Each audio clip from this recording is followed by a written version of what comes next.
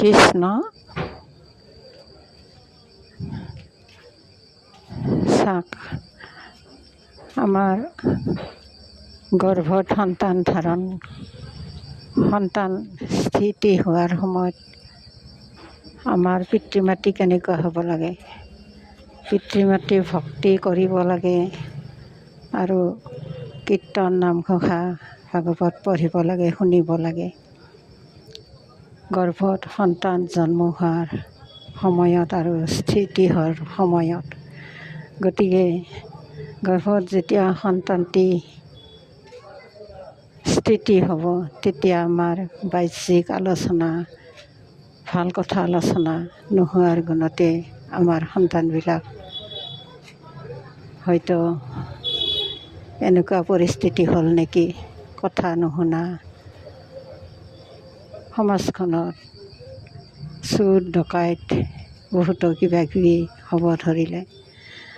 আমি তাৰে কাৰণে জগৰীয়া পিতৃ মাতৃ, যিহেতুকৈ সন্তান আমাৰ গৰ্ভত স্থিতি হোৱাৰ সময়ত আমি ভাল চিন্তাধাৰা নকৰিলোঁ, ভাগৱত গীতা নপঢ়িলোঁ, ভাল আলোচনা নকৰিলোঁ, বাহ্যিক চিন্তাধাৰায়ে ঘৰ দুৱাৰ, টকা পইচা, ধন সম্পত্তিক লৈয়ে আমি চিন্তাধাৰা কৰি হয়তো গৰ্ভত থকা সন্তানটিৰ কথা অকণো নাভাবিলোঁ।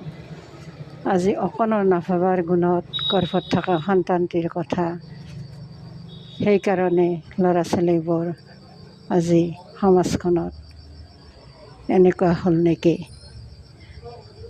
গতিকে সদায় চিন্তা কৰিব লাগে, স্থিতি হোৱাৰ সময়ত গৰ্ভত সন্তান ধাৰণ কৰাৰ লগে লগে ভাল আলোচনা, ধৰ্মৰ কথা পাতিব লাগে, মানুহক ভাল কথা ক'ব লাগে, ভাল আলোচনা কৰিব লাগে, তেতিয়া গৰ্ভত থকা সন্তানটিও ভাল হয়। আজিৰ সমাজখনত ল'ৰা ছোৱালীক কথা শুনাব নোৱাৰা হৈ গৈছে, অন্যফালে ঢাল খাইছে। কিহৰ কাৰণে? ল'ৰা ছোৱালীৰ কাৰণে চিন্তা কৰিব লগা হৈছে। তাৰ কাৰণে দায়ী কোন? তাৰ কাৰণে দায়ী পিতৃ মাতৃ, অভিভাৱক।